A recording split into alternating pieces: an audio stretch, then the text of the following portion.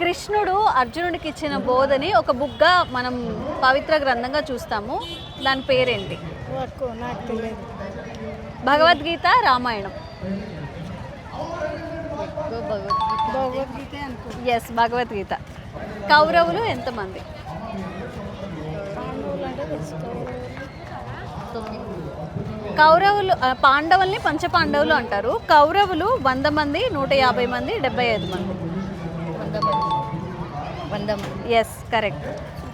కురుక్షేత్ర యుద్ధంలో చివరి రోజు వరకు చనిపోకుండా ఉంది ఎవరు? ఆప్షన్స్ ఇవ్వనా? దుర్యోధనుడు, కర్ణుడు, భీష్ముడు. దుర్యోధనుడు, కర్ణుడు, భీష్ముడు. భీష్ముడు. Yes, correct. పాండవులు అజ్ఞాతవాసంలో ఉన్నారు కదా, ఆ ఉన్నప్పుడు ఎక్కడ, ఏ రాజ్యంలో ఉన్నారు? ఆప్షన్స్ ఉందా? మత్స్య రాజ్యంలో, ద్వారకాలో, హస్తినాపురంలో. హస్తినాపురం. మత్స్య రాజ్యంలో. మత్స్యరాజు.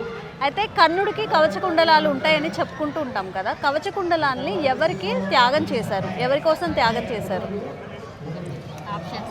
ఇంద్రుడు, భీముడు, వాయుదేవుడు.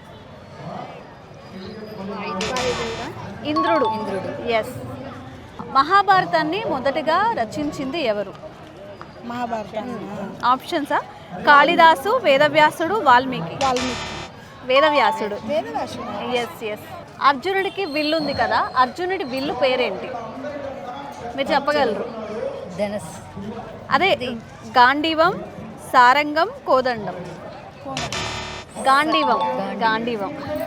థ్యాంక్ యూ అండి. అభిమన్యుడిలా లిపి మహాభారతం వినండి. కృష్ణుడి ఆదేశంతో విజయం సాధించిన అర్జునుడిలా అందరూ విజయం సాధించండి.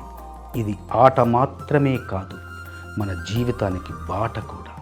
మహాభారతాన్ని చిన్న చిన్న కథలలో 18 పర్వాలని తెలుసుకోండి. మేము అందించే ప్రశ్నలతో క్విజ్ ఆడండి. అన్ని పర్వాలు పూర్తి చేసి సర్టిఫికేట్ పొందండి. ఇప్పుడే డౌన్లోడ్ చేసుకోండి లిపి ఎపిక్స్ అండ్ వర్డ్ గేమ్స్.